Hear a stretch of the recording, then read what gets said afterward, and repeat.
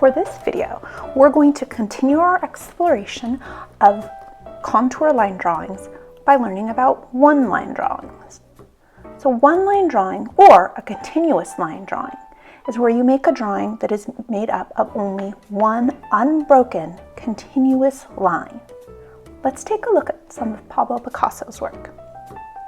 You can see in all of these that they are very simply drawn with only one line unbroken from the start to the finish. All right, why don't you pause the video and make sure you have your sketchbook, your pencil, and your eraser, as well as a couple of simple items that you can practice drawing. All right, for this, you are going to take a simple item, take a long look at it, think about how the different parts of the item relate to one another. Think about the information that you want to include. A continuous line drawing won't have any shading and won't have a lot of interior detail, though you may want to include some. For this, I will start drawing what I have here, a little ceramic deer from my garden. Now I'm going to start here at the toes and make an arching line that goes back. Then I'm going to choose to draw a little bit of the interior line of the leg. There's the tail, goes up over his back.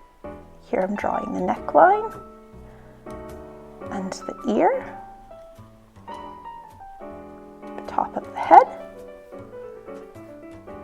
the second ear, the cheek, and then it goes down. Here is where I'm now going to go ahead and cut out this way, back in for one leg, and the second leg. Just because it's one continuous line doesn't mean you can't go ahead and fix a few mistakes. Here I'm going to actually make that go up like that.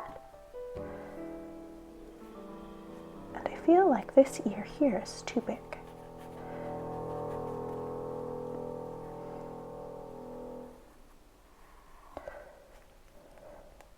And there we have it.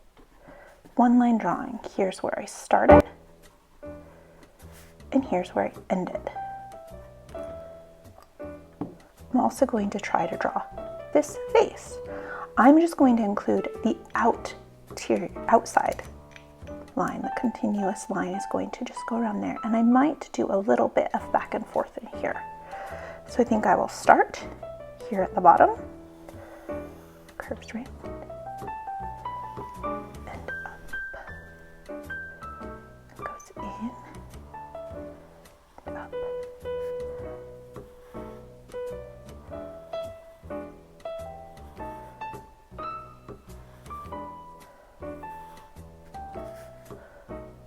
You can see as I'm drawing, just because it's a continuous line doesn't mean I don't occasionally take my pencil off the paper to check out my work and see if I like the way my line is going.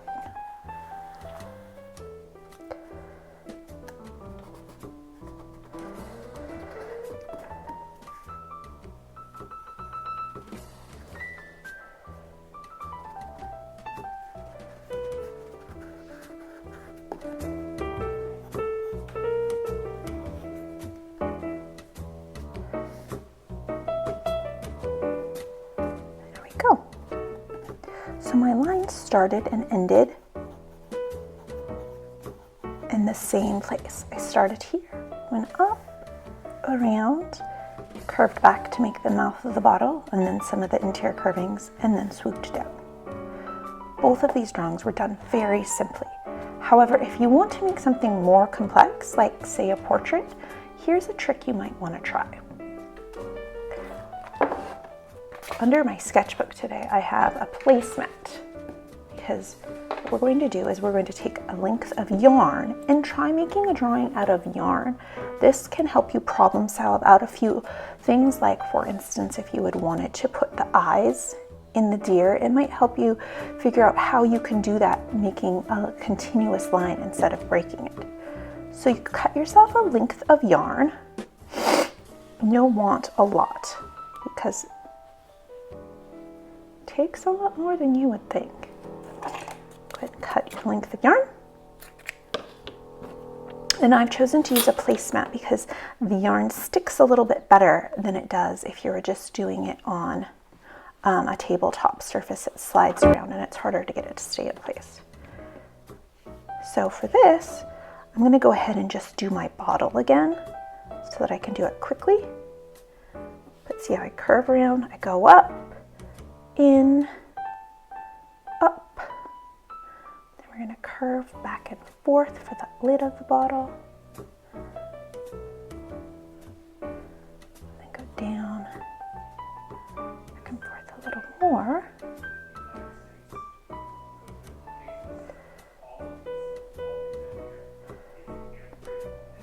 And there's a simple bottle shape. Or if you want to do something more complex, like a person, you could start, say, off in the corner, adding in some curly hair that could then be taken down into the line of a jaw. Let's swoop back up the other side. Make some more curly hair on this side.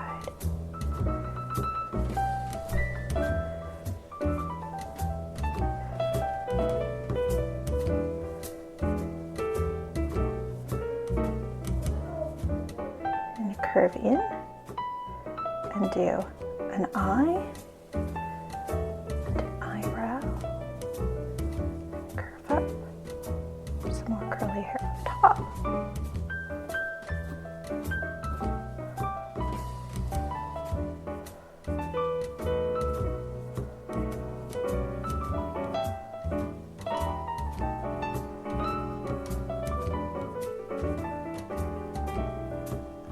Another eyebrow.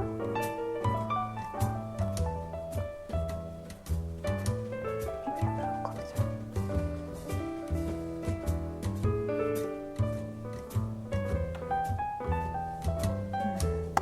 I'm gonna do it.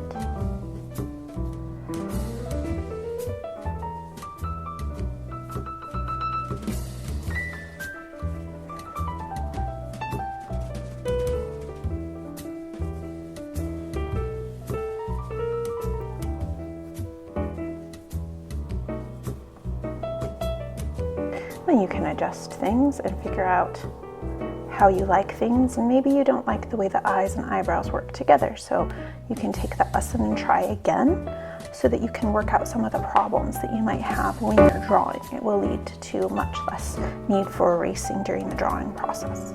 All right, let's go ahead and try.